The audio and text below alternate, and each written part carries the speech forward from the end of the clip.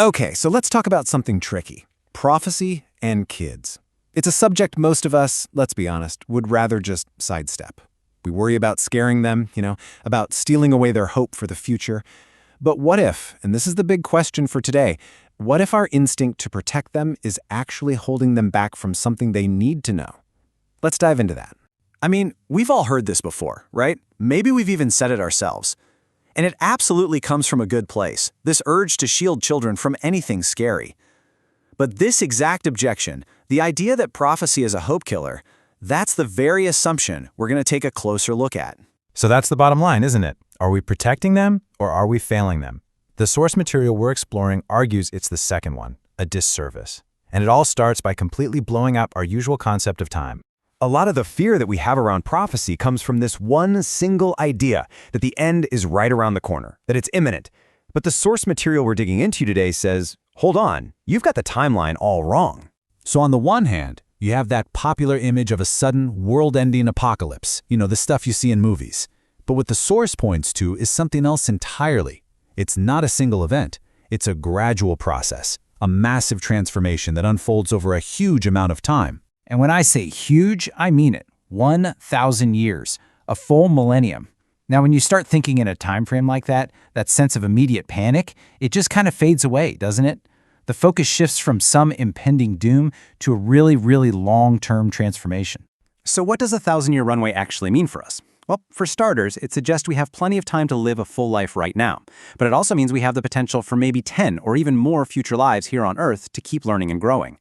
But, and this is a big but, there's a catch. This incredible opportunity isn't for just anyone. It's reserved for those spirits who genuinely, sincerely want to change. And that thought brings us to an even more, challenging idea. To really get a handle on a child's role in this massive timeline, we're asked to completely rethink what a child even is. We have to look past the little body to the spirit that's inside. And here it is. This is the core statement from the source, in the light of truth, and it's a bombshell. No one on Earth today is a child in spirit. Just let that sink in for a second. It completely reframes our entire problem. If the spirit inside a child isn't actually a child, then what does that mean for our role as their so-called protectors?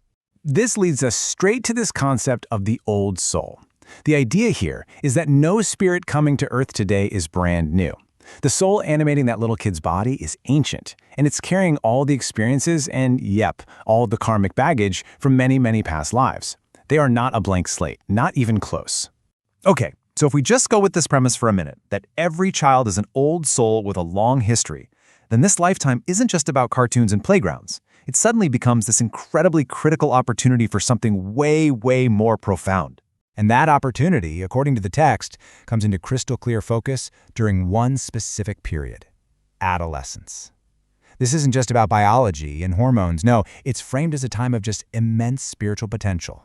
The source, which is the Grail message, actually gives this potential a name: the generative power. It's described as this vital spiritual energy that every single person gets access to as they mature into their teens. You can almost think of it like a spiritual superpower that suddenly gets unlocked. So what does this power do exactly? Well, first, it lets the spirit's full potential finally bloom here in the physical world. Second, it kicks off the beginning of true spiritual responsibility.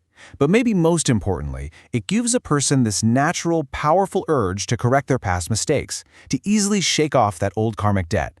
It's a massive window of opportunity. But the stakes are incredibly high. The text is very, very clear on this. If a person lets this adolescent window close without taking advantage of it, the responsibility is 100% on them. The chance is there for the taking, but you have to actually seize it. So how does all this circle back to being a parent? Well, if adolescence is this make or break spiritual moment, then the guidance or maybe the lack of guidance that a child gets before then becomes eternally significant. This quote, it sets a very serious tone. It argues that just through plain old ignorance of these spiritual laws, parents can unknowingly steer their kids wrong. But it gets worse.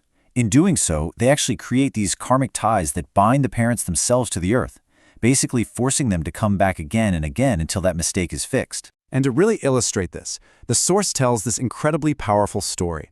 It starts simply enough. A child, full of natural curiosity, asks his father about God. The father, probably thinking he's being logical and modern, just dismisses it as stupid nonsense. And in that one single moment, a seed of doubt is planted, a seed that's going to have consequences that stretch far beyond his own lifetime. So years go by. The father dies, crosses over, and immediately realizes his horrifying mistake. He sees the truth, and he's filled with this desperate, overwhelming need to warn his son.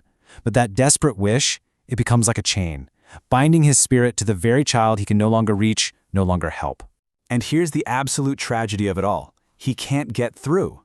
That firm belief he hammered into his son, that death is the final end, that there's nothing else, it now acts like an impenetrable wall between them. So the father is trapped, forced to watch, completely helpless as his own son walks the exact wrong path that he laid out for him. And the consequences don't even stop there. The ripple effect is huge. The father remains bound, a prisoner to his mistake, watching that same wrong idea get passed down from his child to his grandchildren. The story says he literally cannot be set free until some descendant, maybe generations down the line, finally breaks that cycle and finds the right path on their own. So let's pull all this together. What are the big takeaways here? First, that prophecy isn't meant to be a scary bedtime story. It's a wake-up call, a push for urgent change. Second, that we need to see children not as fragile little beings, but as old souls who desperately need our spiritual guidance. Third, that adolescence is this incredibly important window for them to fix past mistakes. And finally, that our role as parents has this immense, eternal weight, with our guidance creating ripples that can echo through generations for both them and for us. And that really leaves us with one last, very personal question to think about. When we stop looking at guidance as just a single life thing and start seeing it as something with echoes that can last for centuries, it forces us to ask ourselves, what kind of foundation are you laying for the generations that will follow you?